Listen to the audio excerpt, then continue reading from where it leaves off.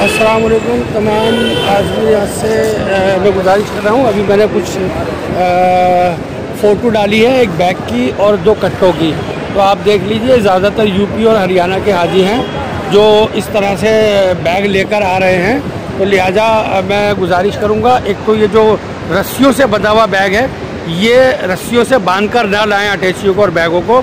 और कट्टों में, बोरे में, बोरी में, थैले में यहाँ पर सामान जो है आपका हाजियों का एक्सेप्ट नहीं कर रहे हैं, उसको बाहर भेज रहे हैं। लिहाजा आप लोग जो है ज़्यादा से ज़्यादा इस वीडियो को फॉरवर्ड करें और सारे तमाम लोगों तक पहुँचाएं कि कट्टे जो हरियाणा के, यूपी के हाजी लेकर आते हैं कट्टों के अंदर अपना सामान या बोरी के अंदर, वो सामान ना लेकर आएँ बल्कि बैग में लेकर आएँ, या फिर गत्ते का जो डब्बा होता है उसको बना करके लेके आएँ।